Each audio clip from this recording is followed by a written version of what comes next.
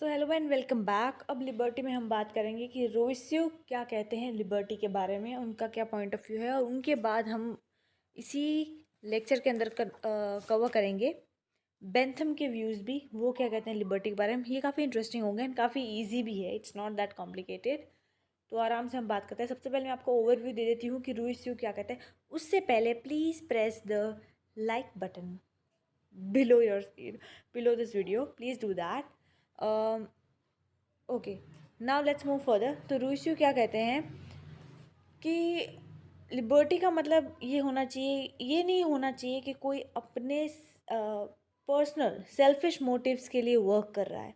That should not be there. ये कहते हैं कि सबका भला, लार्जर गुड। ठीक है, रूइस्यू लिख दो और उसके आगे हाइफन करके लिख दो लार्जर गुड। इनका सिर्फ यही आइडिया है कि हर इंसान को कम्युनिटी के वेलफेयर के लिए काम करना चाहिए, ताकि सब अपनी अपनी लिबर्टी एक्सरसाइज कर सके। ठीक है, लाइन टू लाइन करेंगे तो बिल्कुल आइडिया क्लियर हो जाएगा, कोई टेंशन नहीं लेनी है। ठीक है, Rousseau considered, let me take the pencil. Okay, fine. Now Rousseau considered freedom as a collective venture. वो बोलते हैं कि सब का साथ में जो है कलेक्टिव वेंचर है, साथ में करने वाला काम है। इट्स अ कलेक्टिव वेंचर, कोई एक अकेला नहीं कर सकता। And as freeing one self from selfish motives towards a larger good for the entire group. Simple, दो लाइन में बता दिया रूइस्यू क्या कहना चाहते हैं। वही आगे पैराग्राफ में भी बात कही है इन्होंने कि हर किसी को अपने सेल्फिश मोटिव्स त्यागने चाहिए और पूरे कम्युनिटी का भला हो, पूरे ग्रुप का भला भला हो। एक कलेक्टिव वेंचर के थॉट से सबको आगे बढ़ना चाहिए। His conception of liberty liberates human beings from the hierarchical and unjust inequality of society. अभी तक हमने जो दो फिलोसफीज पढ़ी हैं या दो आइडियाज़ पढ़े हैं, एक तो लॉक्स का पढ़ा है और एक थॉमस का पढ़ा है। इन दोनों ने हिराकी और इनइक्वालिटी के बारे में कोई बात नहीं की है। एमसीक्यू फॉर्मेट में क्वेश्चन आता है, या पूछ लेते हैं कि किसने हिराकियल और अनइक्वालिटी के टॉपिक्स को कवर करा, तो वो है रूइस्यू। बट रूइस्यू ने इन टॉपिक्स को अच्छे से करा है। Let's move ahead. Rousseau's views that inequality as the constraint in the realization of liberty. Unlike Hobbes and Locke, जो कि हमने पिछले लेक्चर्स में पढ़े हैं इनके व्यूज़ लिबर्टी पे, उनके हिसाब से liberty is not a natural right for Rousseau's. Hobbes और लॉक ने कहा था कि लिबर्टी एक नेचुरल राइट है और यूनिवर्सल राइट है, लेकिन रूइसू ये नहीं कहते हैं। तो रूइसू और हॉब्स एंड लॉक, इन तीनों के बीच में अगर डिफरेंस करना होगा तो हॉब्स एंड लॉक के बीच में तो आपको पता है डिफरेंस था चॉइस का। हॉब्स चॉइस को सपोर्ट नहीं करते, लॉक मॉरल चॉइस को सपोर्ट करते थे। और हॉब्स एंड लॉक दोनों नेचुरल राइट बोलते थे लिबर्टी को। रूइस्यू इसे नेचुरल राइट नहीं बोलते, और रूइस्यू ने हेराकियल और अनइक्वालिटी को भी अपने डेफिनेशन में इंक्लूड करा है, जबकि हॉब्स एंड लॉक ने हेराकी और अनइक्वालिटी जैसी चीज़ों को अपने डेफिनेशन या एक्सप्लेनेशन का पार्ट, अपने एक्सप्लेनेशन को अपने हॉब्स एंड लॉक्स ने हिराकी और अनइक्वालिटी जैसे कंसेप्ट को अपने एक्सप्लेनेशन में नहीं जोड़ा है। I hope it's clear. I don't know why I'm fumbling. Okay. Liberty for him is liberation from a state of unfreedom which comes into being with the emergence of civil and political society. ये कहते हैं कि liberty का मतलब होता है आप liberate हो, आपका state liberate from state of unfreedom, यानी कि आज़ादी। इनके हिसाब से फ्रीडम गेन करना is liberty. Constraints on liberty refer to the constraints of one's baser nature that does not facilitate human nature to think on the good of all. ये बहुत ही realistic line उन्होंने बोली है। ये कहते हैं कि सबसे पहला ये जो वर्ड है बेसर, बेसर का मतलब होता है अनप्रिंसिपल या मतलब विदाउट एनी प्रिंसिपल या मॉरल्स। जो जैसा नेचर होता है, किसी इंसान का नेचर होता है ना, मतलब आप वो इतने मॉरल नहीं होते हैं, प्रिंसिपल्स नहीं होते उनमें, थोड़ा rude and rough kind of nature. तो ये बोलते हैं कि इंसान जो है उसकी सबसे बड़ा कॉन्स्ट्रेंट ये है कि वो सबका भला नहीं सोच सकता। मतलब आजकल अगर किसी को सबसे बड़ी टेंशन है इस प्रेजेंट टाइम में, तो वो यही टेंशन है कि उसका पड़ोसी ज़्यादा खुश क्यों है, या उसके कंपनी मेट्स या कोमेट्स या कलीग जो भी उनके साथ वर्क करते हैं या रहते हैं, वो ज़्यादा खुश क्यों हैं। ये सबसे बड़ा मेजर कंसर्न होता है। लोगों से एक दूसरे की खुशी आजकल देखी नहीं जाती है। ये थोड़ा बिटर ट्रुथ है, बट है। तो यही रूइसेस ने कहा है कि ये सबसे बड़ा कॉन्स्टेंट है लिबर्टी के लिए, कि लोग सबका भला, सबका विकास ये सोच रखते ही नहीं है। वेन द मोमेंट आई से सबका भला सबका विकास, I don't know you know it or not, but have you heard the name of MBA Chaiwala? It's a political lecture, that's why I am including it in the discussion. You go and listen to him, like आप उसकी, आप sorry उनकी बोलना चाहिए आप उनकी अगर एक दो रील्स भी देखोगे तो ही इज़ ऑलवेज लाइक सबको साथ लेके चलो, सबका विकास करो, सबका भला करो। He has a kind of this Rousseau's thought कि सबका भला सबका विकास, लार्जर पे फोकस करो, लार्जर गुड पे फोकस करो, सबका भला हो, ऐसा। एंड तो MBA Chaiwala, he is on YouTube as well and on IG as well, so you can go and listen to him. He's quite a good person and he really has a lot of good thoughts. उनका एक interview अभी viral हुआ है, so must watch, I would say. Okay. Constraints also refer to the inequality in society that does not allow for the exercise of liberty. अब ये कह रहे हैं कि सोच, ये जो इनइक्वालिटी है हमारी सोसाइटी के अंदर, पहला कॉन्स्ट्रेंट तो इन्होंने बोला छोटी सोच लोगों की, कि सबका भला वो नहीं सोच सकते। दूसरा कॉन्स्ट्रेंट ये कहते हैं कि इनइक्वालिटी, ऑफ कोर्स इनइक्वालिटी की वजह से जो बड़े छोटे का डिफरेंस है हमारी सोसाइटी के अंदर, उसकी वजह से सब लोग अपनी लिबर्टी एक्सरसाइज नहीं कर पाते। एक छोटा सा इस लाइन को एक्सप्लेन करने के लिए बस एक छोटा सा एग्जांपल लूँगी। इनइक्वालिटी, एक घर के अंदर जो जेंडर इनइक्वालिटी होती है, ठीक है, तो उसमें ये जनरल है, आपको पता है, मुझे भी पता है, मोस्टली एक्सपेक्टेड होता है कि फीमेल जो है वो घर का काम करे, घर को संभाले, अपने परिवार को संभाले, अपने बच्चों को संभाले, बस ये उसके लिए, ये उसकी ड्यूटी है।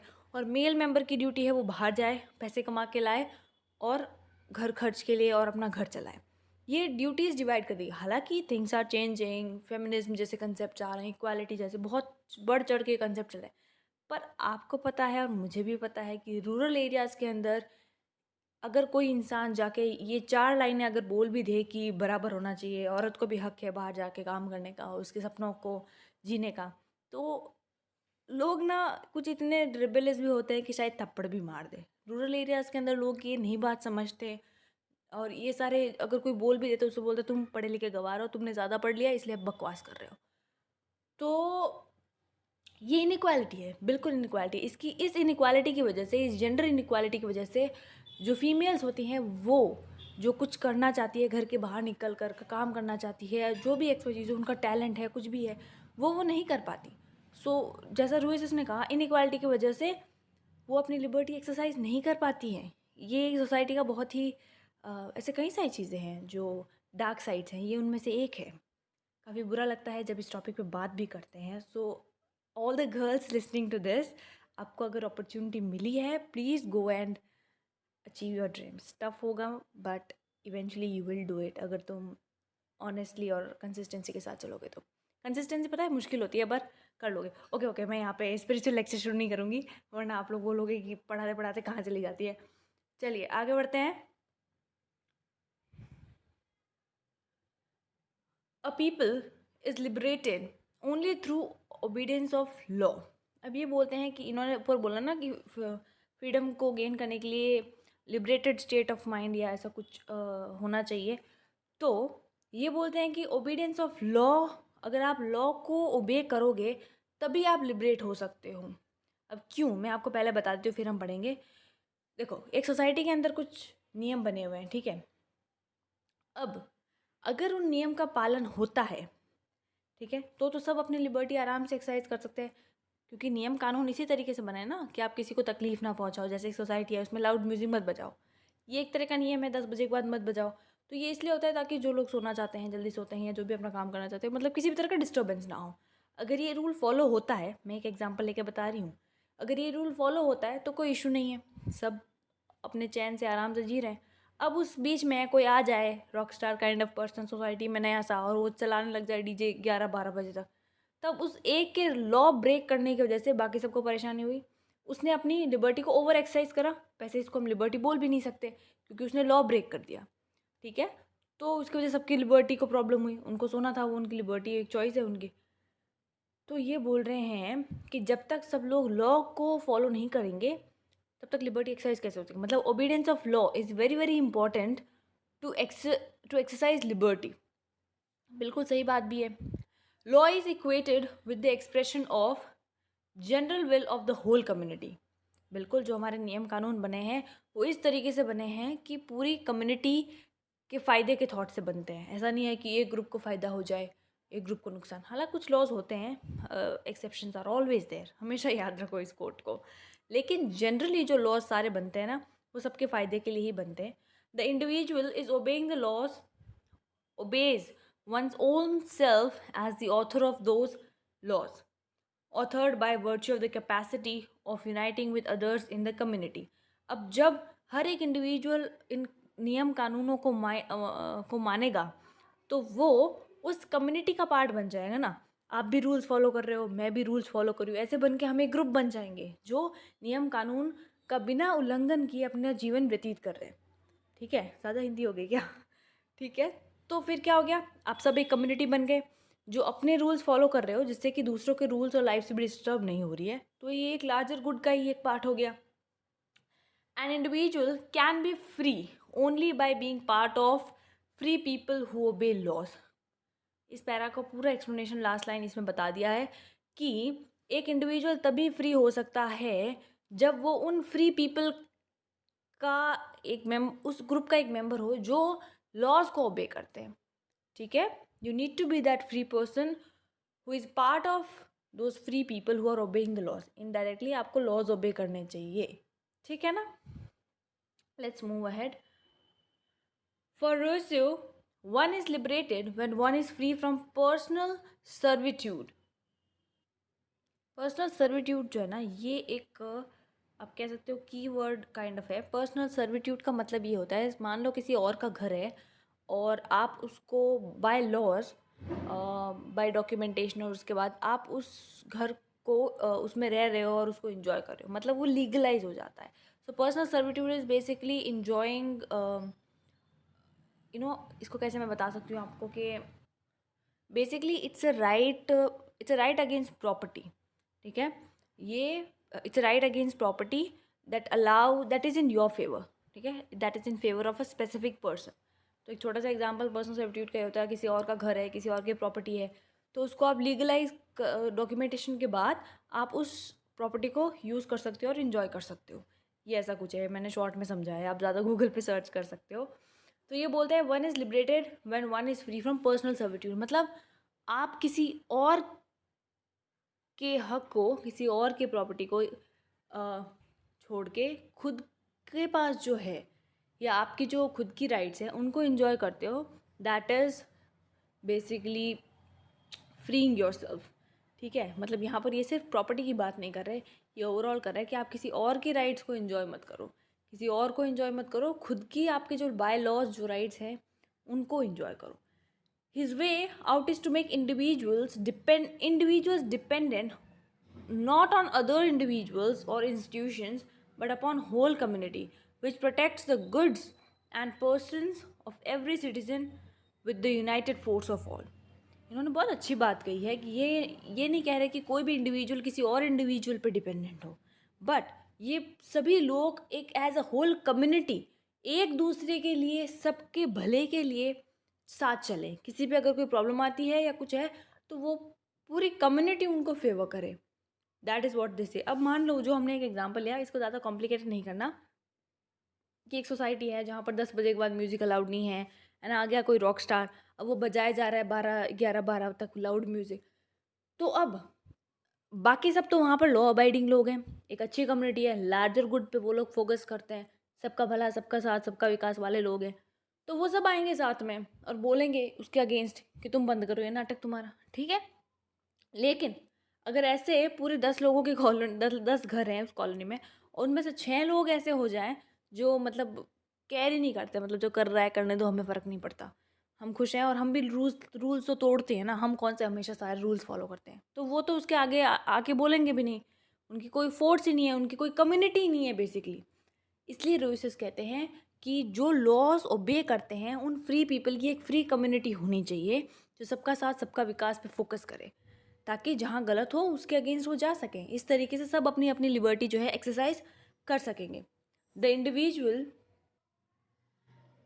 is liberated from subjection to one's lower nature in uniting with the whole community. As Rousseau states, a free people obeys, but it does not serve it as leaders but no masters. Okay, a free people obeys, but it does not serve. It has leaders but no masters. It obeys the laws, but it obeys only the laws, and it is due to the strength of laws that it is not forced to obey men. Simply आपको मैं समझाऊं इस line को, ये बोलते हैं जब आप लॉज को ओबे करते हो तो आपको किसी और को ओबे करने की ज़रूरत नहीं है। यानी कि अब उस कॉलोनी के अंदर वो लोग लॉ अबाइडिंग लोग हैं, एक ने रूल तोड़ा तो वो सब साथ आके उसके अगेंस्ट बोल सकते हैं। अब उन लॉ अबाइडिंग लोगों को जो लॉज को फॉलो करते हैं उनको उस एक रॉक स्टार के आगे झुकने की कोई ज़रूरत नहीं है, क्योंकि दे फॉलो लॉज। तो वो उससे दबेंगे नहीं। वो लोग जो वो रॉक स्टार है, अपनी मन मर्जी कर रहा है, लॉज तोड़ रहा है, लॉ ब्रेकर है, उसके आगे झुकने की ज़रूरत नहीं है या उसको ओबे करने की बिल्कुल उन्हें ज़रूरत नहीं है, क्योंकि दे ओबे लॉ। एंड बहुत अच्छा स्टेटमेंट है। अगर आप कानून के साथ चलते हो या नियम और सारे नियम पालन करके चलते हो तो आपको किसी से डरने की ज़रूरत भी नहीं है ना। आप जा रहे हो रोड पे, आपके पास आपकी गाड़ी के सारे डॉक्यूमेंटेशन है, तो आपको वहाँ से यू टर्न लेने की ज़रूरत नहीं है, आप आराम से वहाँ जा सकते हो और चेकिंग होती है तो आप अपने डॉक्यूमेंट्स दिखा सकते हो। तो जो इंसान नियम का पालन करता है उसे किसी से डरने की ज़रूरत नहीं होती है। दैट्स वॉट दे से। Rousseau, okay? It is the understanding of freedom through obedience of laws that is captured in the famous phrase of Rousseau. और Rousseau जो है एक काफ़ी उनका फेमस फेस है, फेमस फ्रेज है जिसमें वो यही चीज़ कह रहे हैं, the social contract, man is born free but everywhere he is in chains. इंसान जन्म तो आज़ादी से फ्रीडम के साथ लेता है, लेकिन वो जहाँ भी जाता है वो चेन्स में बंधा होता है। चेन्स क्या है? लॉज की बात कर रहे हैं। वो चाहे पूरे इंडिया में किसी भी कोने में जाए या इंडिया से बाहर भी किसी दूसरे देश में जाए, नियमों से वो हमेशा बंधा हुआ है। That's what Rousseau says. और ये नियम ही हैं जिनकी वजह से लोग शांति से रह सकते हैं। आप सोच के देखो, एक दिन अगर कोई नियम कानून ना हो तो हड़कंप मच जाएगी ना। तो नियम और कानून जो लॉज होते हैं ये बहुत इंपॉर्टेंट है कि हमारी कंट्री के अंदर फ्रीडम और लिबर्टी जैसे कंसेप्ट्स रह सके। Let's move ahead. The element of choice in Rousseau's. अब यहाँ पर पैरा में थोड़ा अलग हम शिफ्ट पे आ गए हैं। अब यहाँ पर रूइस से बात करेंगे एलिमेंट ऑफ चॉइस की। आपको पता है हमने इससे पहले लॉक और थॉम्स को पढ़ा था, उन्होंने चॉइस के बारे में ज़्यादा डिटेल में बताया था, क्योंकि उनके पास और कुछ नहीं था ज़्यादा बताने को। उन्होंने हिरार्की इनइक्वालिटी जैसी चीज़ों पे बिल्कुल बात नहीं की। तो अब रूइस क्या कहते हैं चॉइस के बारे में? रूइस कहते हैं, इनका जो थॉट है it's quite interesting. It appears that he seems to equate choice with the right to choose the right option where the right option is pre decided.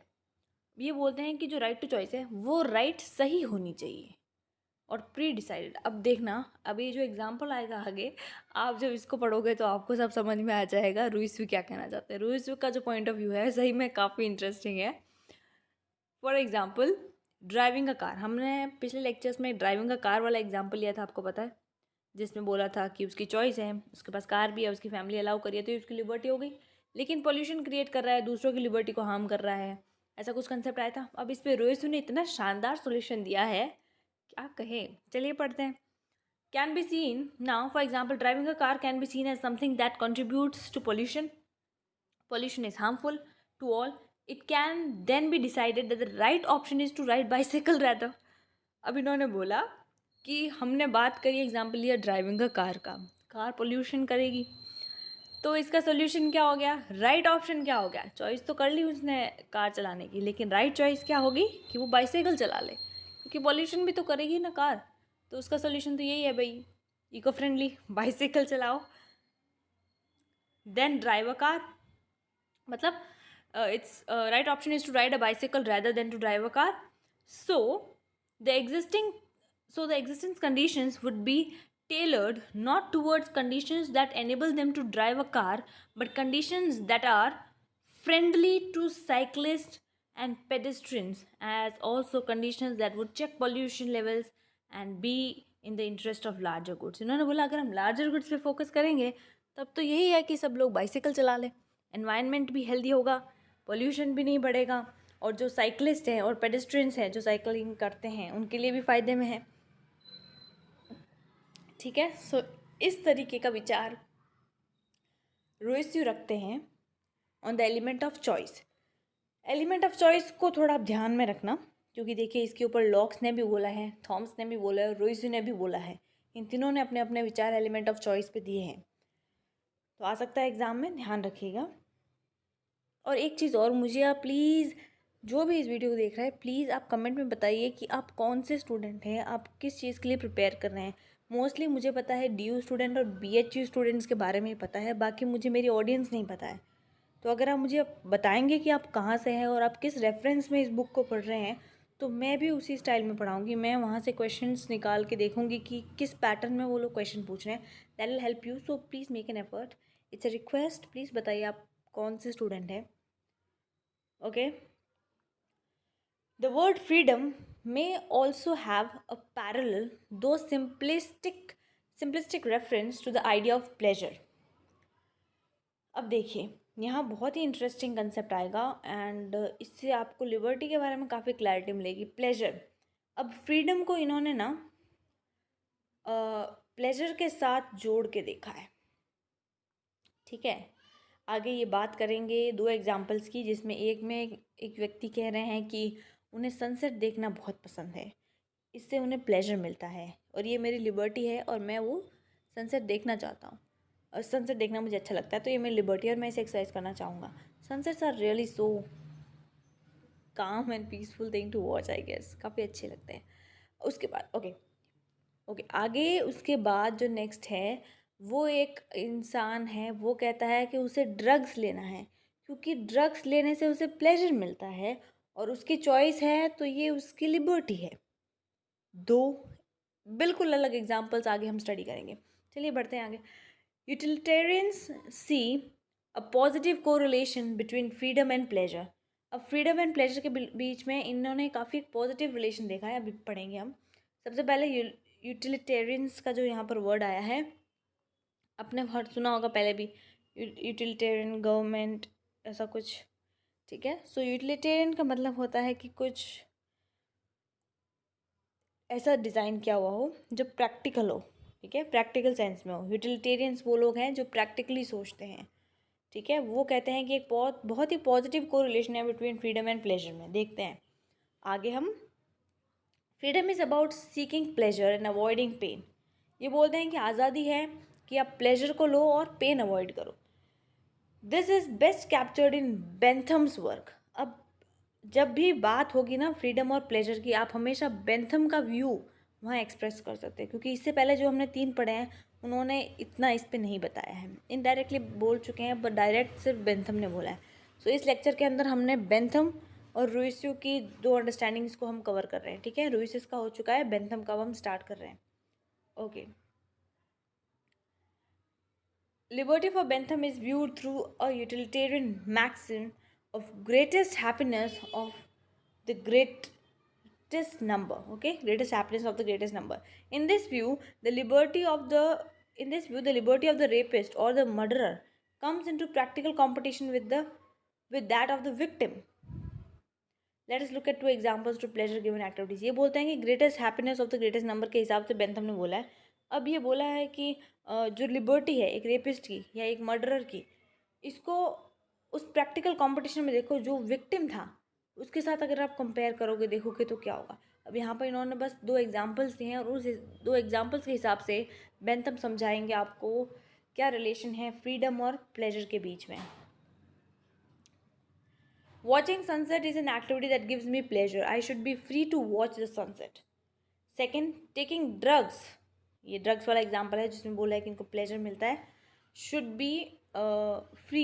ये जो इंसान ये बोल रहे हैं कि इनको फ्रीडम होना चाहिए ड्रग्स लेने का क्योंकि ये इनको प्लेजर देती है. अब जब फ्रीडम और प्लेजर को रिलेट कर दिया तो अभी दोनों कॉन्ट्राडिक्टिंग एग्जाम्पल्स हैं काफ़ी. अब क्योंकि हमने पहले बोला था कि फ्रीडम और प्लेजर एक साथ होते हैं और फ्रीडम का मतलब होता है प्लेजर लो और पेन अवॉइड करो. अब ये आगे एक्सप्लेन करेंगे कि एक्चुअली आपको कैसे डिफाइन करना है फ्रीडम को. पूरा ये अच्छे से एक्सप्लेन कर दिया तो कोई कन्फ्यूजन नहीं रहेगा. Just chill out and watch it. Since the utilitarian understanding of freedom does not make any distinction between different kinds of pleasures, there is no difference between the kind of pleasure felt under A and B.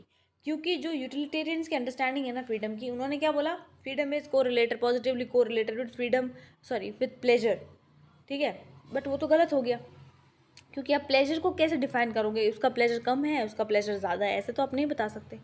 तो there can be 4 possible reason. अब 4 reason बोलो या 4 criteria बोलो, उसके हिसाब से आप divide करोगे अच्छी चीज़ क्या है, अच्छा प्लेजर क्या है, बुरा प्लेजर क्या है. ठीक है. Which one cannot endorse such a view of freedom is an unqualified manner. One such understanding of freedom is not accompanied by a sense of moral responsibility. सबसे पहली चीज़ मॉरल रिस्पॉन्सिबिलिटी होनी चाहिए. आप सनसेट, अगर कोई जो इंसान है वो सनसेट एंजॉय कर रहा है, उससे किसी को भी हार्म नहीं होगा. इंस्टेड जो देख रहा है पर्सन सनसेट को एंजॉय कर रहा है, उसे एक प्लेजर मिलेगा, peaceful mind, calmness, sense of relaxation भी कह सकते हो कई हद तक. तो वो उसका खुद का प्लेजर है, उस प्लेजर से किसी को भी हार्म नहीं हो रहा और एक मॉरल है. ठीक है, इट्स अ मॉरल रिस्पॉन्सिबिलिटी है और मॉरल तरीके के अंदर, एक मॉरल फ्रेमवर्क के अंदर ये उसकी प्लेजर जो है आती है, कोई किसी को नुकसान नहीं है. वहीं जो ड्रग एडिक्ट है वो किसी एंटी सोशल एक्टिविटी में इन्वॉल्व हो जाए, क्या पता, that may cause pain to a larger number of people. वो इंसान ड्रग करते करते गलत और चीज़ों में पड़ गया और एक एंटी सोशल एनिमल बन गया. सॉरी, एनिमल नहीं कहना, एनिमल्स आर सो गुड. एक एंटी सोशल ह्यूमन बन गया. ठीक है, तो वो कितने लोगों को बर्बाद कर देगा, तो वो पूरी सोसाइटी के लिए खतरनाक हो जाएगा, तो वो गलत है. एक तो इस क्राइटेरिया से हमने बता दिया कि सनसेट वाले जो सनसेट एंजॉय कर रहा है उसका प्लेजर सही है, दूसरे वाले का गलत है, ड्रग वाले का. दूसरा क्राइटेरिया क्या है? 2, it violates the harm principal. पहला आता है मॉरल रिस्पॉन्सिबिलिटी, दूसरा है हार्म प्रिंसिपल. मॉरल रिस्पॉन्सिबिलिटी मतलब आपको मॉरल जो संस्कार हैं उनके अंदर आपका प्लेजर आना चाहिए. दूसरा है हार्म प्रिंसिपल, वही जो मैंने पहले में बता दिया था कि वो किसी और की ज़िंदगी, लिबर्टी या उनकी जो पोजीशंस है, जो उनके पास चीज़ें हैं या वो जो हैं, उनको हार्म नहीं करना चाहिए. The law qualifies this understanding of liberty with, और लॉक्स का जब हम पढ़ रहे थे एक्सप्लेनेशन, उन्होंने इस बारे में बोला भी है.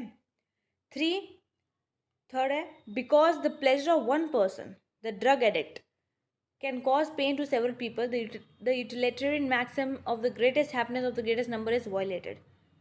यहाँ पर जो यूटिलिटेरियन मैक्सिमम में बोला था, ये भी बोला था कि greatest happiness of the greatest number, कि एक की हैप्पीनेस दूसरों की हैप्पीनेस के साथ भी को रिलेट करनी चाहिए. जबकि ड्रग एडिक्ट तो सबको हैप्पीनेस छोड़ो, दूसरों को, उसकी फैमिली को स्पेशली बर्बाद करके रख देगा, तो वो प्लेजर गलत है. तो उस प्रिंसिपल को इसने वॉयलेट कर दिया. Okay, next, 4, this understanding, though very similar to the Hobbesian understanding of liberty, does not have the sole qualification that Hobbes sets for the exercise of freedom, namely self-preservation. Hobbes ने self preservation की भी बात की थी. So the drug addict's freedom to take drugs as it gives him or her pleasure may even be self destructive move. Self destructive move होगा, उसकी वजह से दूसरों को हार्म होगा, उसकी वजह से, और उसका जो डिसीजन है वो बिल्कुल भी मॉरल नहीं है. तो इस तरीके से हर तरफ से उसका जो डिसीजन है या उस ड्रग एडिक्ट का जो प्लेजर है वो लिबर्टी के अंदर आता ही नहीं है. That's not okay, that's not a right choice. This simplistic understanding of liberty within the utilitarian framework has been fine-tuned to the greatest extent in the work of Bentham's discipline. ठीक है, तो सबसे best definition जो liberty की है वो इस para के अंदर है कि मॉरल रिस्पॉन्सिबिलिटी के साथ होनी चाहिए, राइट चॉइस होनी चाहिए, एक की चॉइस दूसरों को नुकसान बिल्कुल ना पहुंचाए, साथ साथ सेल्फ डिस्ट्रक्टिव भी नहीं होनी चाहिए. ऐसा भी नहीं, सेल्फ डिस्ट्रक्टिव का एक बहुत बड़ा एग्जाम्पल है जो लोग सुसाइड अटेम्प्ट करते हैं. अब वो बोल सकते हैं कि उनकी सुसाइड से किसको हार्म हो रहा है, तो वो भी लिबर्टी नहीं है। Suicide is a crime in Indian law and Indian constitution. तो वो क्राइम क्यों है? क्योंकि वो सेल्फ डिस्ट्रक्टिव है। सेल्फ डिस्ट्रक्टिव चीज़ को आप सही नहीं कह सकते। कोई भी खुद को हार्म कर रहा है, दैट्स नॉट राइट थिंग। तो मैं आपको ना यहाँ पर एक क्वेश्चन पूछूंगी, जैसे सेल्फ डिस्ट्रक्टिव चीज़ को यहाँ पर बोला है ना कि गलत है, जो लोग टैटूज करवाते हैं वो भी तो एक तरीके से, हालांकि it's not a self destructive thing, लेकिन कहीं ना कहीं those people go through a pain. So is it right और रॉन्ग? देखो, हम कहीं जज नहीं करेंगे किसी को, बट आप इस पर सोचना ज़रूर। इसका एक बहुत सिंपलिस्टिक आंसर भी है जो कि मैं नेक्स्ट लेक्चर में दे दूँगी। I hope I don't forget this. ठीक है, सो बेस्ट डेफिनेशन बेंथम के वर्क ने दी है, और बेंथम ने काफ़ी अच्छे से समझाया है लिबर्टी को। इसके बाद बहुत ही interesting and most most important part of liberty का मैं कह सकती हूँ, हालांकि मोस्ट इंपॉर्टेंट तो पॉजिटिव लिबर्टी नेगेटिव लिबर्टी होगा, उसमें भी हम यही पढ़ेंगे जो अभी हमने ऊपर पढ़ा ना, मॉरल रिस्पॉन्सिबिलिटी एंड ऑल, पर अच्छे से उसको पढ़ेंगे। इसके बाद जेएस मिल आएगा। JS mill is very very popular on liberty, इसको करेंगे हम। ठीक है, तो ये जो डेफिनेशन है लिबर्टी की बहुत अच्छी है। ये जो पैरा है, लास्ट पैरा था ना, इसको आप अच्छे से रट लेना। जब आप डिस्क्राइब करते हो कि सही लिबर्टी क्या है, तो आप इसको ऐसे डिस्क्राइब कर सकते हो। सबसे पहले आप लिखोगे लिबर्टी का मतलब चॉइस, एब्सेंस ऑफ कॉन्स्ट्रेंट्स, और एक और कौन सा था, अवेलेबिलिटी ऑफ कंडीशंस वाला। फिर आप बोलोगे कि ये सारी चीज़ें उसके साथ इंपॉर्टेंट हैं। ठीक है, so we are done for this, Rousseau and Bentham. Please like, share and subscribe. Thank you so much. Have a great day. If you're watching at night, good night. Okay.